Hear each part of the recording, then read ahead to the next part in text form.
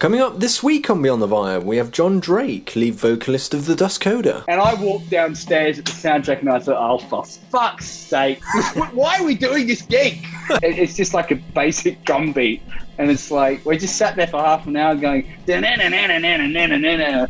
What are you doing about it? And I was just like, that's fucking great. This is the greatest rock and roll song ever. That's me opening the fridge. This is me pulling out a can of beer. I'd loved it, John, if you'd have walked away and you didn't have any trousers on. Yeah.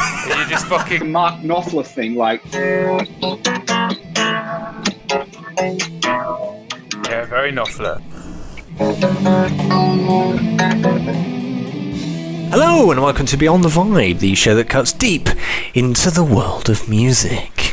My name is Aaron Day, I'm lead guitarist in UK band These Wicked Rivers. And I'm here with the one, the only, it's the videographer, it's Mr. Ryan Vasey.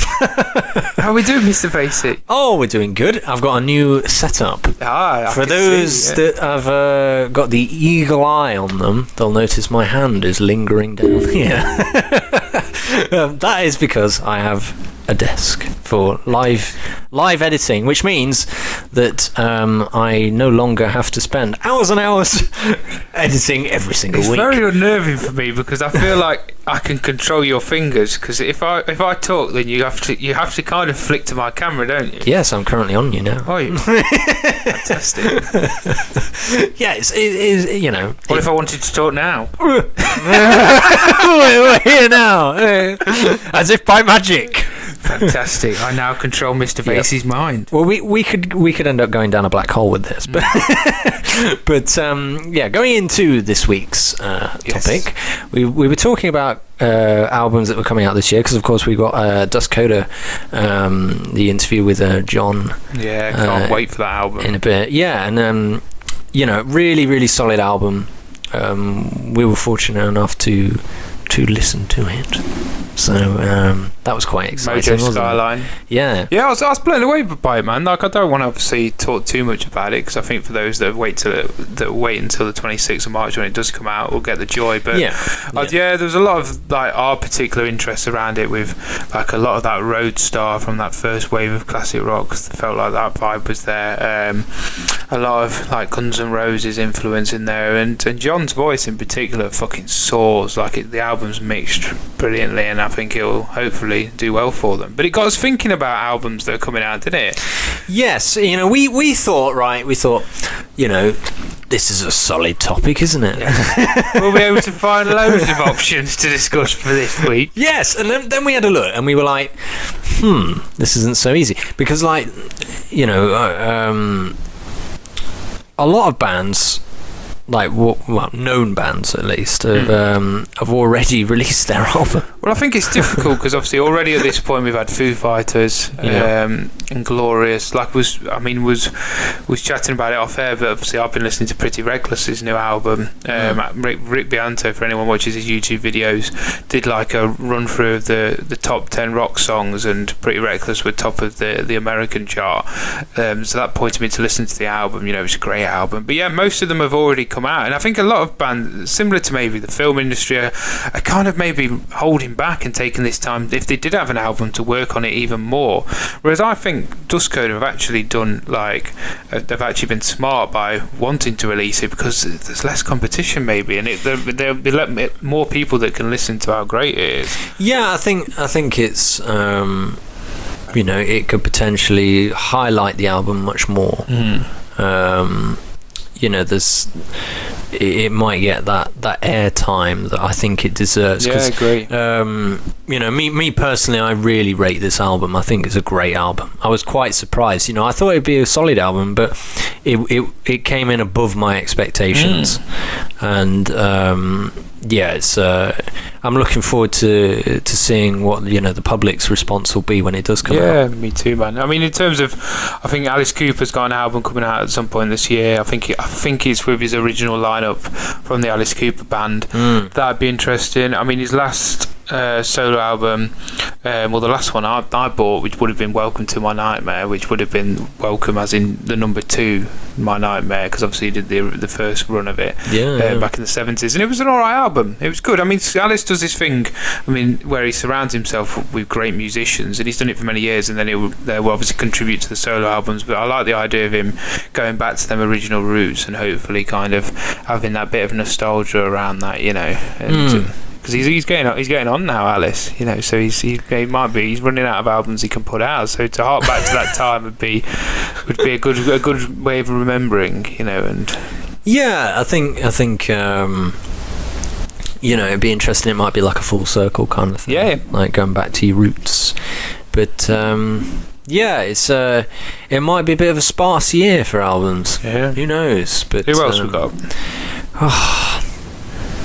You know, I've really been struggling. We've got the constant conversation topic. We've got Greta Van Fleet. Oh yes, I completely forgot about Greta Van Fleet. Which is probably a good example of Ryan's opinion on the upcoming Greta Van Fleet. I think, you know, it's one of them things. Like I want them to do well, and I really, you know, I've been rooting for them since kind of day one, really.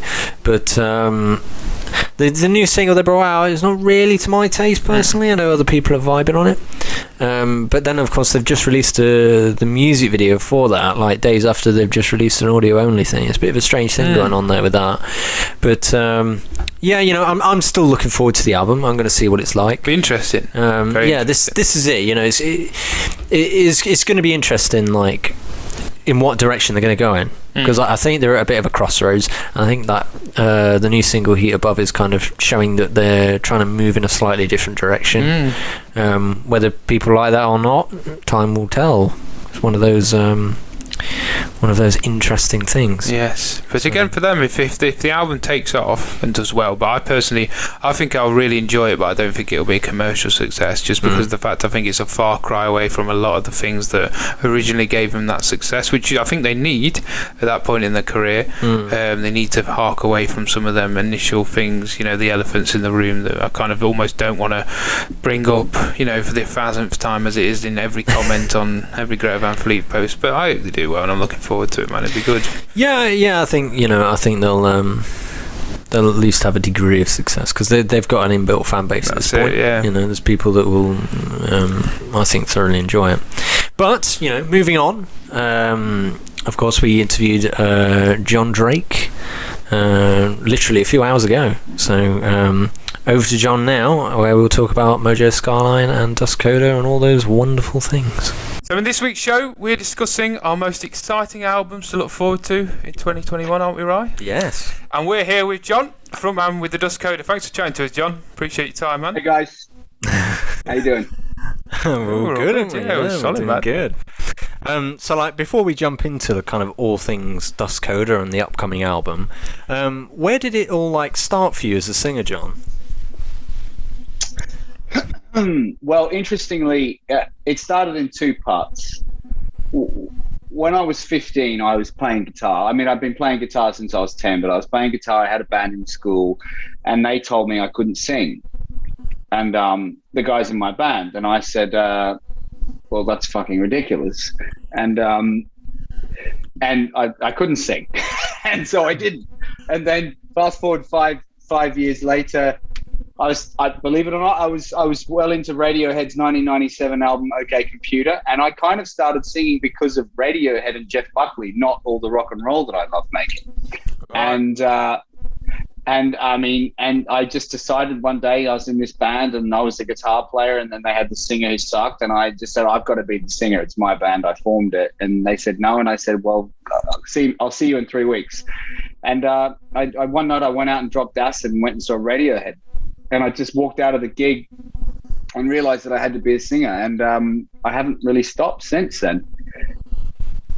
That's crazy, because I mean, I had a thing when I was when I was around similar age, where I actually sang first, and then my balls dropped, and then I realised this ain't gonna happen anymore, and I had to kind of fix up and fucking get really into playing guitar in order to have, like, you know, some sort of a career. And so it's mad. Yeah. Right, we'll talk about it more as we get into the questions and look at the new album. But like, your voice is really strong on the album. So the fact that it's kind of, you had almost like a second wave where it was like, this is who I'm meant to be. You know, this is how I'm meant to project myself. Is really interesting, because from listening to it, you'd think that was just there for you from the start. Not really, mate. I mean, music was always there. Music was always there for me, always. But I think I didn't really see myself as a singer for a long time. Probably not until my late 20s. You know, I knew I could sing songs and write songs and stuff, and I'd gig and whatever, and I was in bands and whatever. But it wasn't really till I formed the Dust Coda with Adam that I was like making the music that enabled me to be the singer that I wanted to be.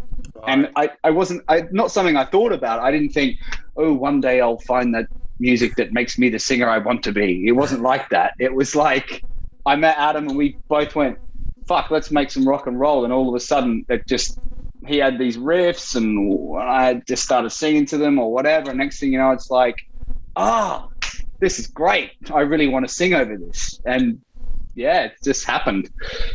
Oh, that's cool, man. With that in mind, so I mean, your first release with Dust Coda was in 2016 with the 3-track EP/single, The More It Fades. But I mean, you chatted about it a little bit. When were the initial foundations of the band formed? Like, how did you guys meet? So I'd been gigging around London for a long time as a solo artist. I'd been in a few bands, but I met Adam kind of on the scene, of which there's just bullshit because there's no scene in London. Everyone just does what everyone just does. They're out for themselves. There's no fucking scene. So I met Adam, I think I met him either in an audition. He was auditioning for a friend of mine's band as like a guitar player. He was just out. It was a hired gun. He done a lot of session work, and I think I needed a guitar player to do some solo stuff with me. And I think I had a solo band, but that kind of fell apart. And him and I did maybe a gig or something together. Him playing guitar, kind of on my solo thing, but it was very different to what the Dust Coda is. And then he kind of said to me, "Look, do you want to form a rock and roll band?" And I said, yes. And I can clearly remember we went for a drink at this pub in Brixton, which is around the corner from where he lived in London. And we sat at the bar and he bought a whiskey and he bought a beer and he said, "Listen, do you want to make some rock and roll?" And I said, "Abso-fucking-lutely." Because we talked about what we're into and all our music, our tastes were all the same, you know. Everything from all the classic stuff to the future, you know, and we just started writing songs. You know, this is nearly 10 years ago. Like, it's like nearly 10 years ago, and we started writing songs together. And we were like, look, let's not get a band together until we're really happy with the songs and we're really happy with what we're trying to do.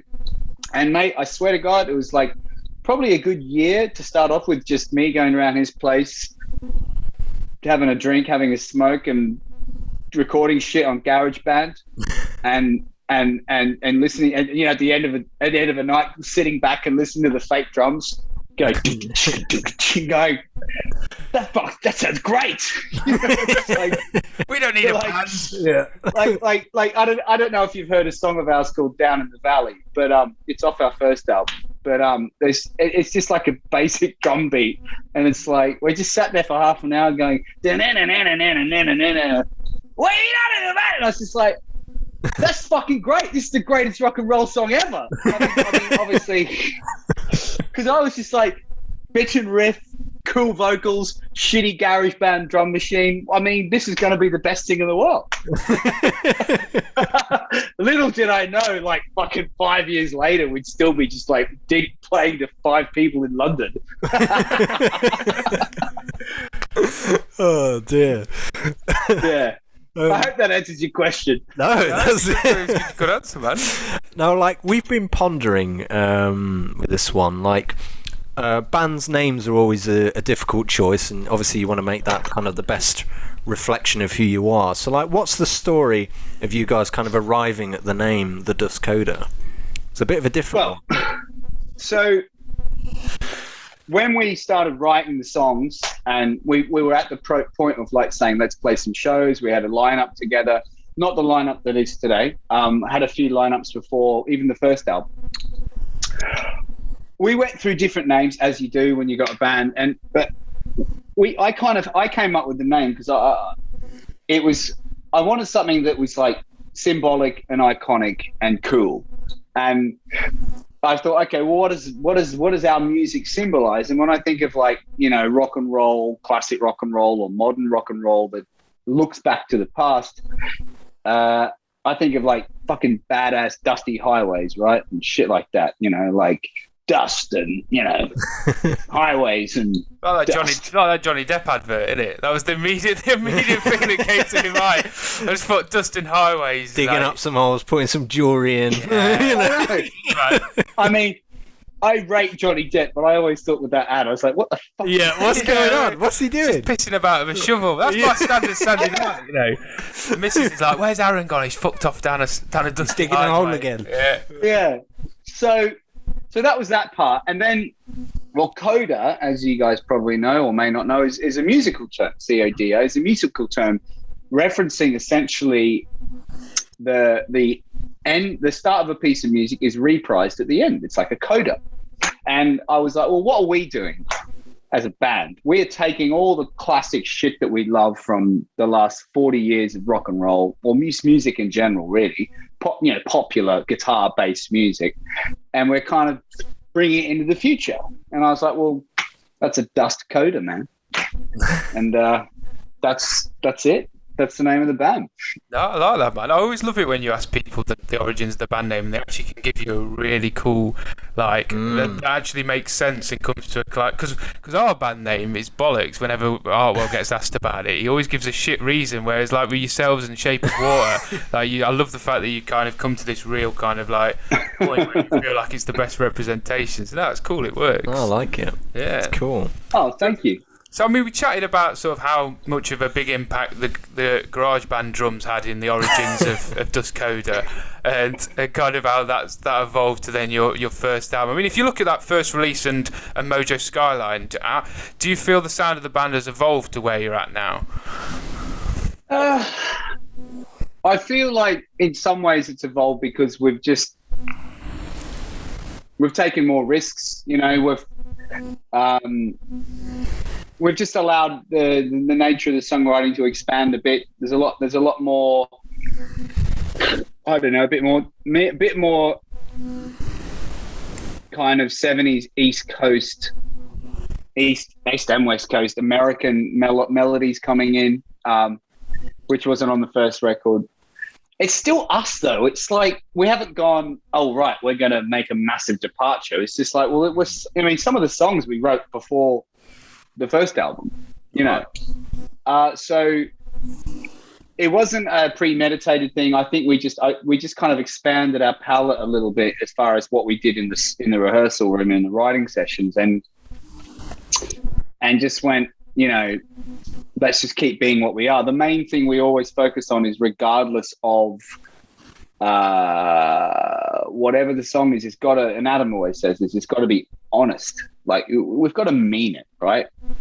You know, we've all got to mean it, especially him and I in the writing stage. We have to play it together and just be like, I actually believe what I'm saying here. And if we don't, then it doesn't make the grade. But the difference this time, I think, is we made this record with the same producer we made the last record. And when you do that, or when we did that, you've got this relationship and this comfortability where we trusted him because we knew we'd made a great record already. So, you know, the process is kind of there, and that gives you a lot more freedom just to say, fuck it, you know, I'll try playing that fucking flute in the stairwell. I never did that. But, like, Sounds like a song title as well. That flute in the stairwell. I think we got that vibe, didn't we? And it was you guys, but just on another level, that you'd just gone up that next step. And I think that's what a lot of bands can learn from. Like you say, that dynamic that you did for the first album, you felt worked. So if you keep together, you can just improve on that. Where I think a lot of bands they'll go to different ways of doing things, or different guys, or try different things. And the only problem with that is if you go too far, you're just starting the whole process again. So every album you can end up starting it all again and learning new things. Whereas if you just keep what you know works and then develop that and allow that to grow, I think it's a lot more of a natural narrative in terms of like the band's albums. And you can definitely feel that with the album. Oh, that's good. I mean, you're right though, because some bands go, all right, well, let's try and go in this direction and this direction. And I mean, unless you really are like one of those truly fully formed artists, like say David Bowie, who literally with complete conviction could just go in this direction and make a soul record and then come back and go and do this. It's very hard. You can make an idiot of yourself. As I probably would. So obviously we've talked about it a little bit, but the self-titled album, like that debut album, firmly kind of rooted you guys at the forefront of the new wave of classic rock. And we spoke to Baz from Massive Wagons a couple of weeks ago, didn't we? And of course an Earache roster companion. Yeah. About how that kind of movement helped give those guys a platform and new bands such as yourself. How significant do you think this whole new wave of classic rock has been in like helping you guys get signed with Earache and kind of moving up the levels? I think incredibly significant. I think in the sense that it made us realize that there's people still love rock and roll music, you know, and that whole scene. And actually, I know I said before, there's no fucking scene in London, but in this instance, there is a scene, and that whole scene really, I really connected with it, and just went. And when I say connected with it, I mean like I personally went, do you know what? All these people. They get it. Like they actually get it. They get what rock and roll's about, and they fucking love it. And you know, some of them might be into more like Inglorious, or some of them more like be, you know, Dax and Roxanne, or you know, like or the Crows or whatever, like, which are all very different bands. But they just kind of get it, and when they love it, they support it. And that to me was a huge thing, because that scene, you know. Being a band based in London, you know, no one really goes and sees rock and roll in London, unless they go and see it ironically, and it's like hipster rock and roll, like really, really hip rock, and you're like, it's not even rock music. It's like, yeah. But I've got a story to tell you about that actually, hipster. We can do that later though. But go into that. We'll back pocket it. But it's kind of funny. I should tell you if we got time. Maybe in a second. But like, involved, yeah. But and you know, new wave classic rock. After years of playing in London and us occasionally traveling out of London, then suddenly turning up to gigs and then having like 30 people line up after a show and buy Dust Coda t-shirts and CDs and be like, you guys are fucking amazing. I loved your album. You guys are incredible. And just be like, really? And they'll be like, yeah. And you'll be like, I mean, I know it's good, but like, that's fucking great. Thank you. And because you just, you know, London's like everyone's sitting there. Oh my God, I've fucking heard this before, you know? And like, so I think it's been instrumental, and it gave us a lot of confidence in the idea that the world is filled with rock and roll fans, and they're a great bunch of people. The guys who formed Richard and Co, they're really great guys too. So yeah, I hope that was a very long-winded answer, but yes, I'm big love to the whole crew there and everyone who supports that huge thing. What's this story about? Come on, you baited it. well, so It was more just my point about London and rock and roll, and so we got booked this gig in Dalston in London, and then Dalston's very, very super hip kind of part of London, and it is now anyway. And we get booked this gig, and it was a gig with some fucking synth band and some other band, and they're all super hipsters, right? Right. And I walked downstairs at the soundcheck, and I thought, oh, for fuck's sake, why are we doing this gig? Like, all these people with fucking haircuts that look like I just don't even understand. Like, a lot of perms.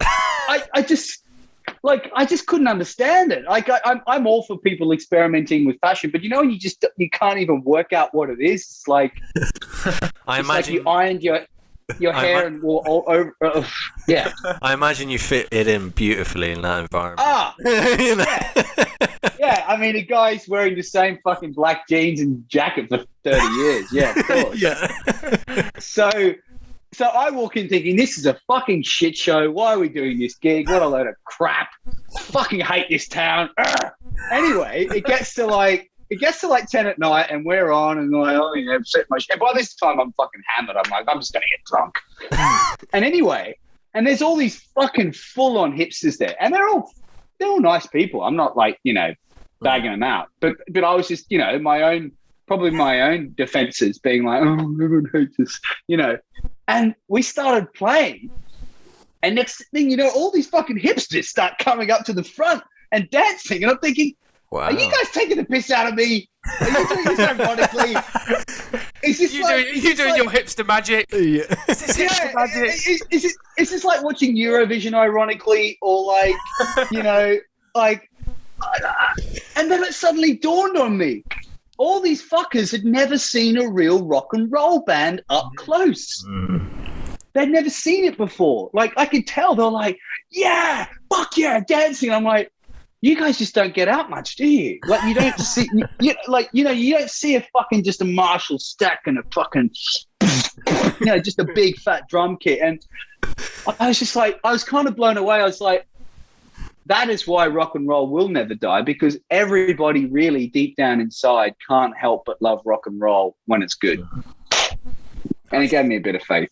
That's an awesome story, man. I think that. I love it. Yeah, we fucking. This is. You're not saying that ironically, are you? Yeah. No. I know. I've got a twat hat on, but it's not a crossover. I promise. Guys, do you mind if I quickly refresh my old beer? Oh, go for it, man. Take your time, man. I'll be 10 seconds. No worries. I can still talk though, because I've got my old. Oh yes, that's weird, isn't it? So that's me. That's me opening the fridge. This is me pulling out a can of beer. I'm still here. I'd loved it, John, if you'd have walked away and you didn't have any trousers on. Yeah, and you're just fucking completely chilled about it. With your knob out, like straight in the preview. Oh, yeah, that would have been great. Right. That would have been interesting, but no, that's not what's happening, is it, guys? No, not at all. But yeah, I know what you mean about London, though. I mean, obviously, me and the boys in Rivers have been down there a few times, and it's a weird one, because I think before you get into bands, you kind of think, oh, it's London, it's London, Like, we've had bands that have come over, like maybe Dax and Roxanne, and we spoke to Shape of Water, and I think because of London with Hendrix and the Beatles, I think people think of UK as being that hub for rock and roll, and London being the core of it. But I think it's more the Midlands, and like particularly like I always get a really good vibe, particularly around that new wave classic rock community from Wolves and Birmingham. I think people just come out and support bands that little bit more, and obviously there's maybe a bit less competition. I agree. I totally agree.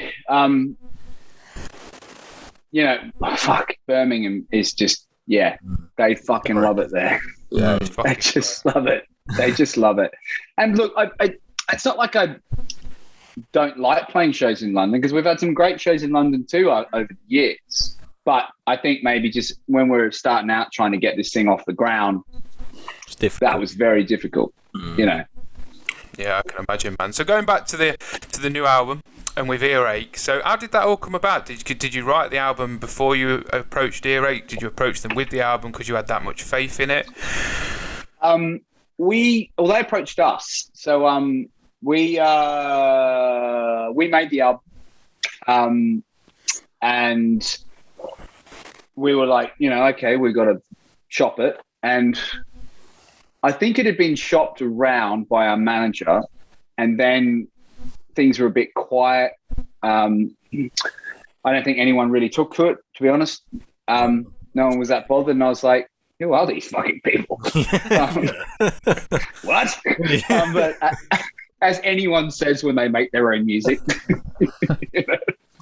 But then we got on the Earache compilation that they did, the compilation they did with New Earth Classic Rock, and it was the last gig. I think it was the last gig we did before lockdown. Boris was talking about sending everyone into lockdown, and we had the launch night of the Earache compilation. And we were on it, and there's, all sorts of bands were there all that night. Jack J was there, stacks of others. And we were on quite early, and we just went out and did what we do. It's a Tuesday night, get drunk and play some rock and roll, really. And then afterwards I was quite drunk, and I think I might have been chasing some girl or something. I don't know what I was doing, but I was at the bar and I was really drunk. And then Lewis, the label manager from Earache, came up and said, introduced himself, and he's a nice chap. And we started chatting, and then he got Digby over from Earache, and we started chatting, and it was, they were really into what we were doing, and he was like, why weren't you headlining? I said, I don't know, mate, it's your gig.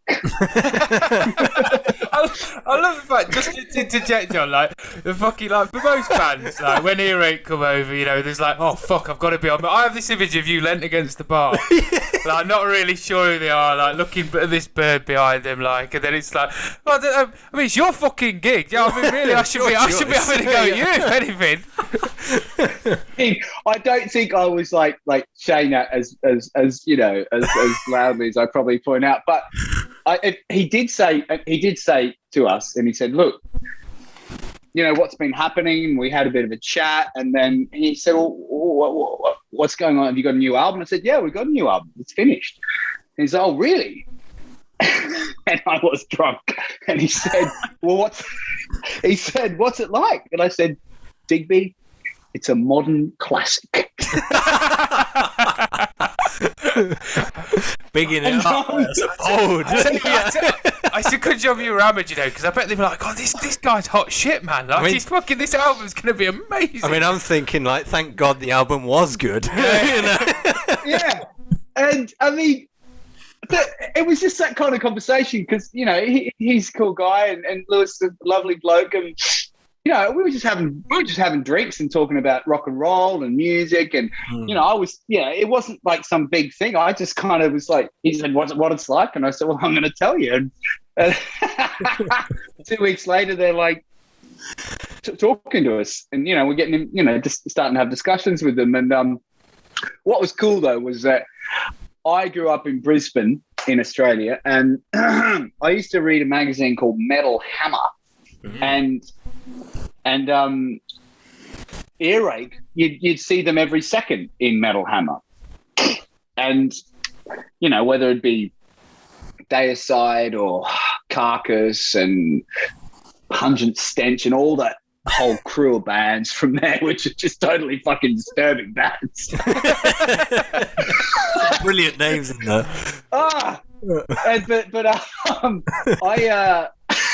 I used to remember all those. I used to always remember Earache. So I said to Diva, I said, man, it's kind of cool to be doing this kind of showcase thing, because as a kid, reading magazines about this label in the UK, and it's kind of cool to be doing it now. And then obviously we got signed to them, which is even cooler. So it's great. It's great to be on a label like that. It's one.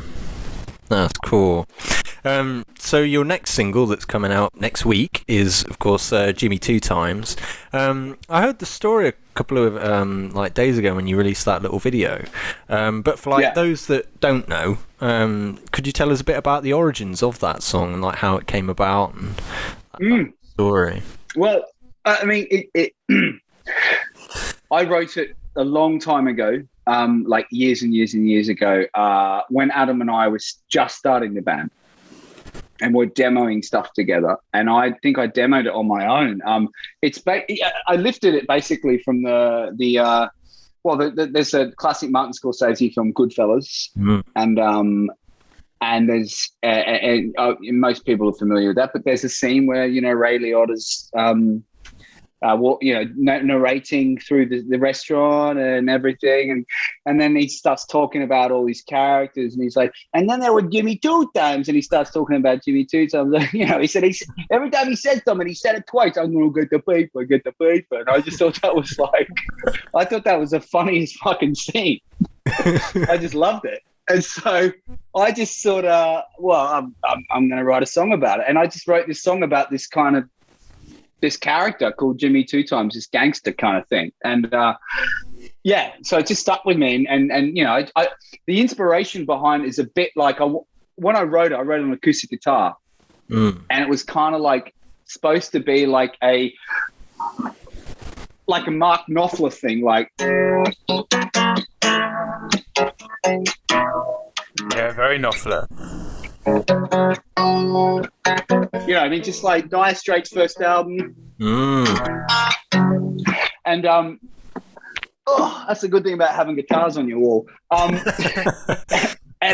so I actually envisage it being like kind of like that, but then obviously you take it to Dust Coda, and Mackie's like, nah, fuck that. Bah, bah, bah, bah. Like, okay. That's cool, man. I think the biggest thing was your accent then as well. You nailed the accent when you did the Goodfellas thing. Yeah. Oh, thanks. Killer, man. Well, I've spent a lot of time watching gangster films. Yes, you got to. I'm glad you've brought it into the album. It feels like the right thing to do. Yeah. One of the first songs that jumped out to us on the record when we had a listen was "Dream a Light," like echoes of Guns N' Roses, and we were particularly blown away by your vocals on it, man.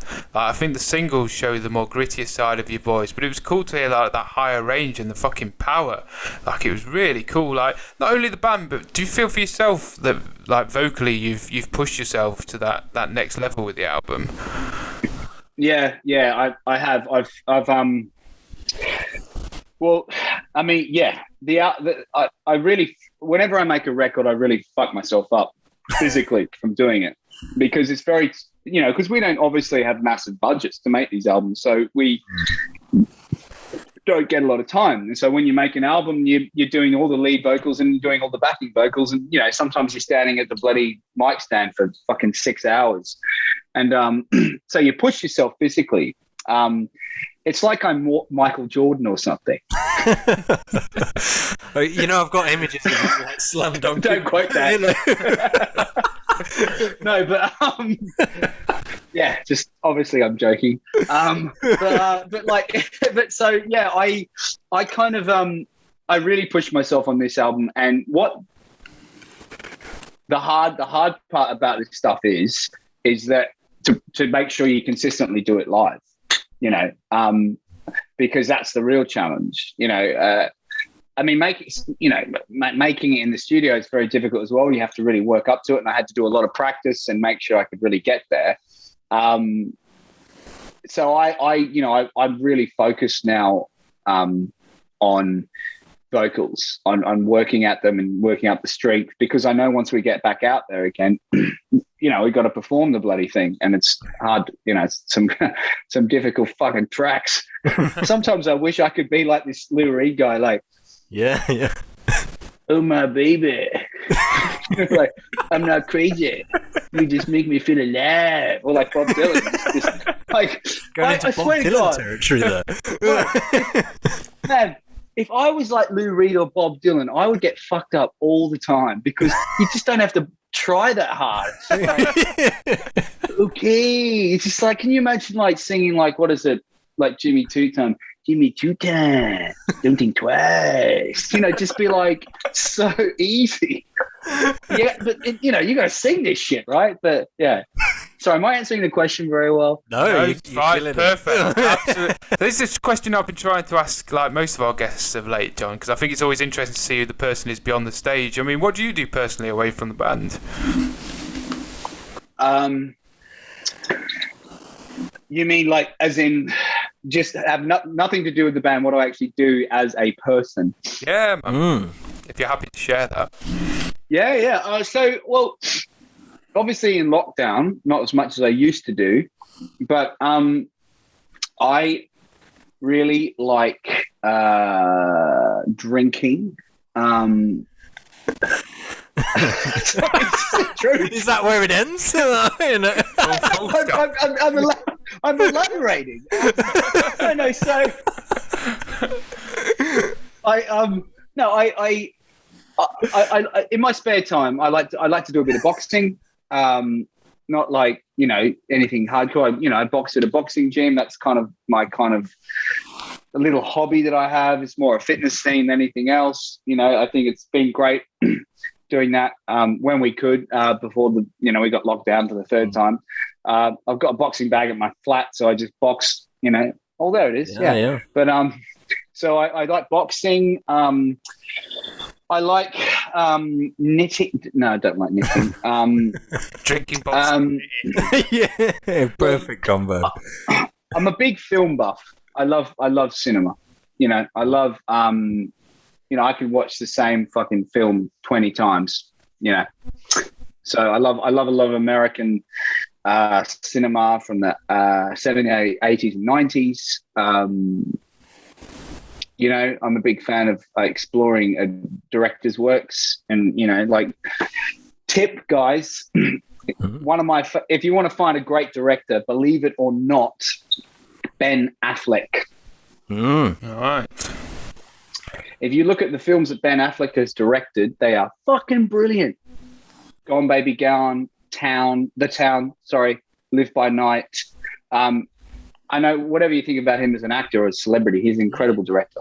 No, I appreciate the recommendation, man. But did he do Argo? Because I know he was involved in Argo. I love that film. I think that's a fucking great film. The Town is great. Yeah, well, right.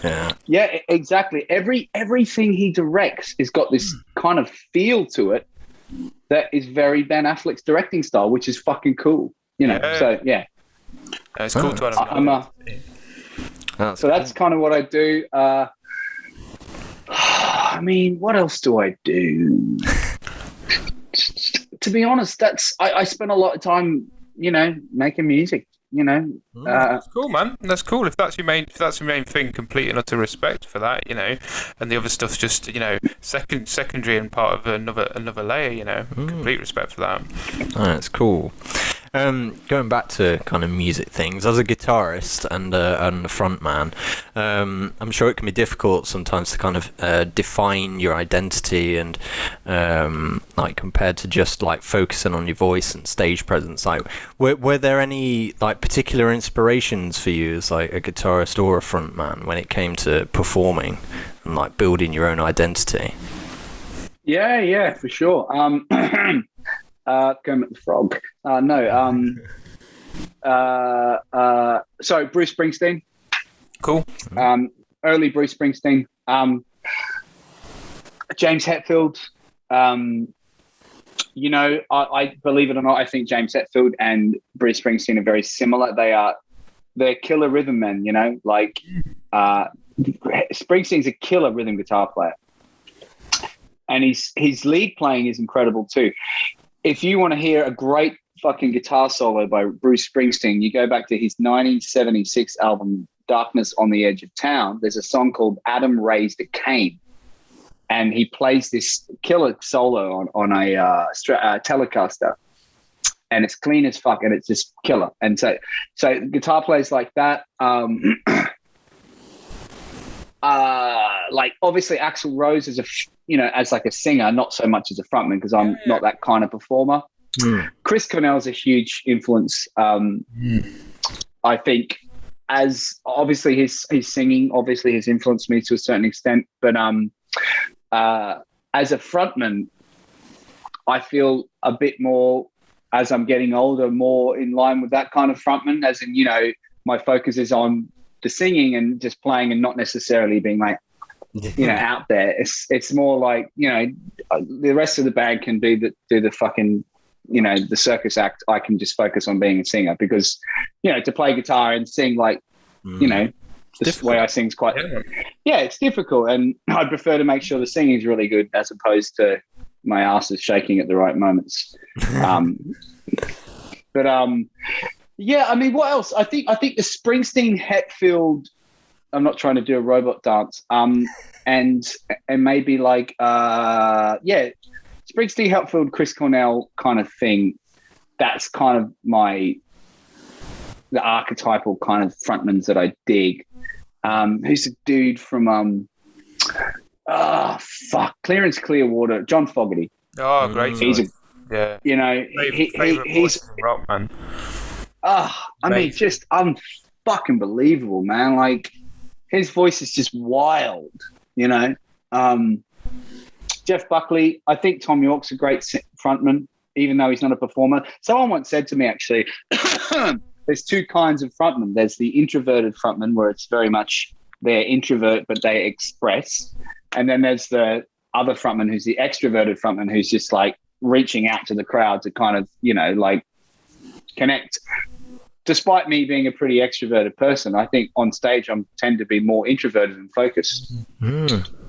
That's interesting. No, that's cool. I think I really like that amalgamation of Hetfield and Springsteen. I think that's a really strong projection of who you are, and I think I agree completely. I think people don't give Hetfield the respect he deserves as a player. He holds the whole thing together, man. Particularly when you've Kirk, who's as loose as my arse. It's good to have Hetfield just there solidly. And like, as a songwriter, man, there's a lovely bit in when they're writing the Black Album, and he talks about how his inspiration's Phil Lynott and that kind of poet sort of person, And I think Hetfield's got these layers to him that people don't really respect, so I like the fact you've kind of given him that nod.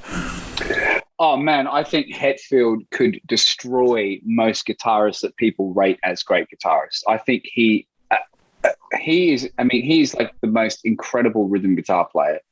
Like try playing Blackened, right? Just try and play Blackened. Or try any of the early Metallica riffs, and you just they're very difficult to nail properly. And then sing over the top of them, and sing well and perform, and like he is a fucking master, and which is why he's the biggest frontman in heavy metal ever. So it makes sense. And you're right. I've reached that point. It's all in the right hand, man. It's all in that right hand with the pigtail. Oh yeah, absolutely. So as a final reflection on Mojo Skyline, what song for you personally would you recommend for folks to check out when the album is released to the world?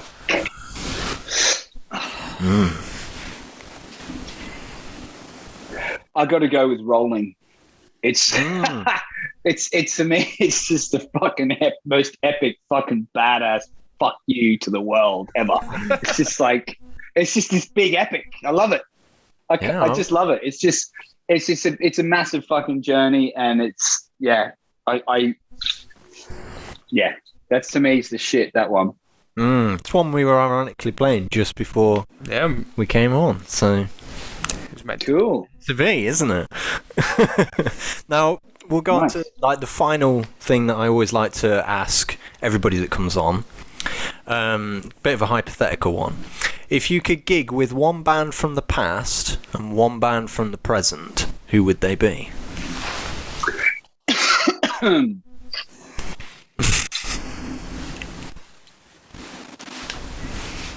I would love to play a show with ACDC around 75. Because if you just listen to them, if you listen to live recordings of DC around that time, and you hear the fucking groove on that band, it's just unbelievable. It's so simple, but it's just like, this band is just lightning hot. It's so fucking unbelievable, And I try to say this to my girlfriend every Friday fucking night, and she just doesn't understand. I'm like, can you hear that, babe? Can you hear that groove? So that's that. A current band. Oh man, I mean, fuck. I would love to. I mean, I would love to do a show with Guns N' Roses. I mean, fuck. Yeah, Guns N' Roses, current band. Or do you mean like a new band? Well, you could. Why not? Let's throw in a new band as well. Let's go with a triple threat. Yeah, let's.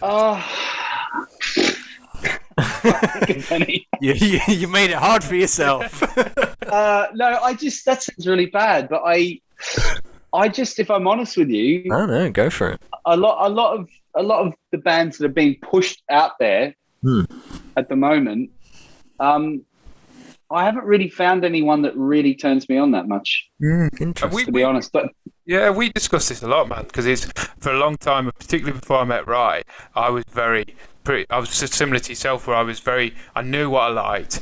I was very passionate about the bands that I liked from like late 60s, 70s, and I struggled to find anything that could replicate that connection that I had with them bands or that excitement. You know, you put it really well with DC. I mean, we're fucking very defensive of DC because I think there's this stereotype with them that there's this like parody band. Whereas if you go deep into like you say mid 70s, early, it's all DC. about Bon Scott. Like, no discredit to Johnson, but like Bon Scott DC, where the fucking crowd are banging on the stage and the fucking Angus is running around, and like Bon Scott's voice is just so soulful as well. And like to say, without running away with it, like I struggled for a long time to find new bands that I had that connection with. So I completely get it. You're a bit more open-minded, aren't you, Ryan? I think you've brought a lot of that to me. You know. Yeah, I'll try and go with some new ones. Try and dig deep to find bands that are hitting that mark and trying to bring. If I'm honest, the bands that I find that are modern bands that I love, they're not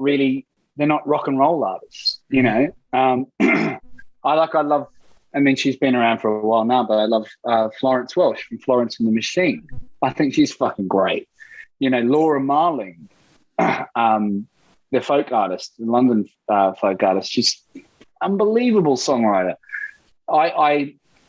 It's weird when because of the reason I haven't really found a new rock band that makes me just go, you know, bow before thee.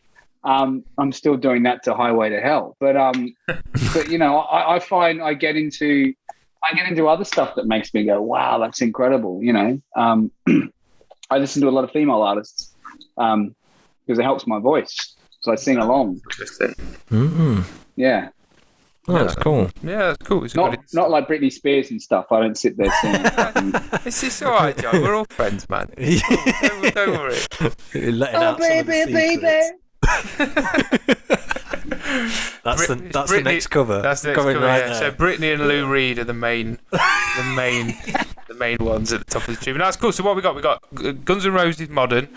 We'll have them as the new band. Classic DC. ACDC. Yeah, and then opening the Dust Coda. I think that'd be an alright bill, wouldn't it? Yeah. I ain't got any problems with that. Brilliant. I tell you what though. I'm sorry, have I got time to say one more thing? No, go for it. We've got all the time. I have to say the last time I really fucking got my dick hard with a band, as in watching a band, was... We'll edit it so it comes out the way. Not sure where this evening's going. You fucking better. I swear to God, the last time I really just went, fuck yes, was when the first time I saw Dax and Roxanne. We fucking good band. We played with them. I mean, we've played loads of shows with those guys over the years. They came on one of our tours, I think 2 years ago. But when I first saw them, we're in this tiny little fucking cavern of a place somewhere in East London. We were playing a gig with them. They were on their tour with some other band, but we were opening for them. This is fucking like 6 years ago, long time ago. And they were on tour and they were passing through London. And we set up and we played our gig and then put our shit in the van or whatever. And we stood there and these kids came out and they were just like playing Ticket to Rock or whatever one of their their awesome tracks are. And I was just like, fuck me, these guys mean it. And they're all so chummy with each other on stage and they're all just like hanging off each other. And just the fucking energy of that band, I was like looking at Mackie just going, like, it was just like, this is the shit. So yeah, that was the last time I saw a band like deep up close and personal, and just was like, fuck yes, rock and roll lives. That's it, man. It's difficult though I think when you're on the circuit and when you're gigging every week and stuff, when you're a part of it, I think it's hard sometimes to have them moments as much, because you get lost in the cycle of just drinking and fucking getting up the next day and then doing the next gig, because you're focused on your own fucking you're focused on what you're giving that night. I don't know about you, but I go dead quiet and reserved at gigs. I go a bit fucking, like you say, a bit like introverted, and I think it's difficult then to take in the other bands you're gigging with. But I agree with Dax and Roxanne. It's cool that you give the love. Oh, don't get me wrong. Like, most of the time, I'm like, I can't be fucked watching the opening back or the band we're opening for. Or I'm like, I got to protect my voice. I got to be away from people, just so I don't have to chat to people. I don't want to be rude, because I got to not talk because I want to look after this, and so I can't be like going around and not talking to people because that's rude. So I just tend to like, fuck off backstage and just have a beer and try not to talk. So yeah, I get it. Yeah, it's difficult when you're stuck in that thing, but then again, it's all we want back at the minute, isn't it? So I mean, that's it. So massive thanks for John from the Dust Coda for chatting to us. Their brand new album Mojo Skyline is out on the 26th of March through Earache Records. If you don't already, make sure you follow them on Facebook, YouTube, Instagram, Club Penguin, Tinder, all the things, and share the love. All the things. Thanks ever so much, John. It's been great chatting, man. Yeah, it's been cool. Thanks, guys. Take it easy. I enjoyed that, man. I'm pretty sure that is my exit from any interview into the reflection period, by me going, I enjoyed that, man. But I did. He's a big character, and he's a great character, John. Like, I felt like the interview was quite easy from our side because he was just naturally enthusiastic and wanted to talk and tell stories and have that banter, And I really, that's the sort of thing that me and you really vibe off, isn't it? Yeah, I think. Yeah, for me personally, it was a great interview. Like, I think, just it gives that extra level. I like the story he was talking about, where he talked about how they made Jimmy 2 times. Got his guitar out. Yeah, he got his guitar out. First person on the podcast to actually get a guitar. If anybody's listening that's coming up on the podcast, we really encourage you to take your guitar off the wall if you're doing it in a room. And if not, go to another room and get your guitar off the wall. We don't mind. That's the sort of content we want to see. Yeah, it was interesting. I loved his stories about London with it, where he kind of like was unsure about the hipsters, and then they were actually like hipsters really into it. Well, maybe it's to the point now. John was saying that he's only ever worn black jeans and black shirt and black trousers for like 12 years. Maybe that'll become hipster. Maybe then it's going to be difficult. It might go full circle, or we might see John start to dress like a hipster. That'd be amazing. And I mean, you would take particular joy from taking the piss out of him. Doing that. So if John's listening, we'll enjoy taking the piss out of you, 100%. Oh, absolutely. It's good vibes, man. Good vibes. It felt like it was after a gig. Yeah, having a pint, which is all you can ask for, isn't it? Yeah, it's What more can we say? I mean, we say this every week, but great guy. Oh, he's fucking great guy. Awesome guy. Fucking great guy. Which is amazing we're saying that, because he's actually an arsehole. So it's very good of us to say that. I mean, John will know this, because he is the arsehole. So, but that's like a bit of an inside joke. But yeah, and like I say, if for people that have not checked out the band before, go and check out the 2 singles that have come up from Mojo Skyline. Like we say, we've had the chance to have a listen to it before it's come out, and we could not recommend it enough. Like, it's a killer album, and we wouldn't say that if we didn't feel it. We really wouldn't. So please give them a lot of support, give them all the love, and then when the album comes out, make sure you do the same. Yeah, out 26th of March, and I think the fact that they were confident enough to let us hear the album that far in advance is a display of like how like great they think the album's going to be. Yeah, like they feel it's a really strong album. Believe in it. There's a lot of belief there. And yeah, it's I feel that a lot of people have got reason to be excited. Cool, right. Yes. We'll see you next week. Yes, we'll see you next week. If you want to like our Facebook page to find out who we have next on the podcast, like us, and you'll find out who our next guest is on Wednesday. Yes, if you haven't already, subscribe to our YouTube channel, click the bell so you never miss a video. We're also on Instagram. Give us all the love. Hope you're all doing well and surviving. Good vibes only, and we'll see you next week. Yes, see you next week.